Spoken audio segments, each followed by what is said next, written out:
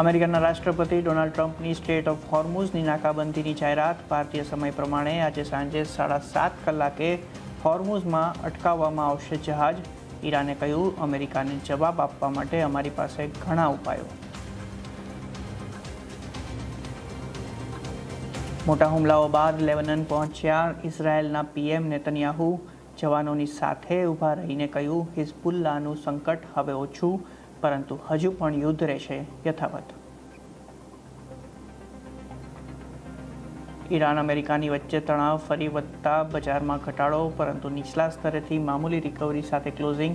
નિફ્ટીનું 23,850ના સ્તરની નજીક ક્લોઝિંગ, તો બેંક નિફ્ટી નીચલા સ્તરેથી 1200 પોઈન્ટ રિકવર થઈને બંધ. મિડ કેપ અને સ્મોલ કેપમાં પણ 0.5% દબાણ. મહિલા આરક્ષણ સંશોધન બિલ રજૂ થયા પહેલા પીએમ મોદીનો મહિલાઓ સાથે સંવાદ. નારી શક્તિ વંદન સંમેલનમાં બોલ્યા, મહિલાઓને નવા યુગમાં આગમન બદલ શુભેચ્છાઓ.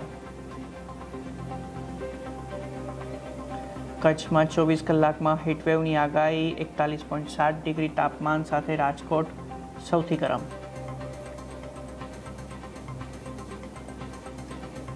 અને પ્લેબેક સિંગિંગ ક્વીન આશા ભોસલેને અંતિમ વિદાય. થોડી જ ક્ષણોમાં મુંબઈમાં રાજકીય સન્માનની સાથે અંતિમ સંસ્કાર. 92 વર્ષની વયે ગઈકાલે થયું હતું નિધન.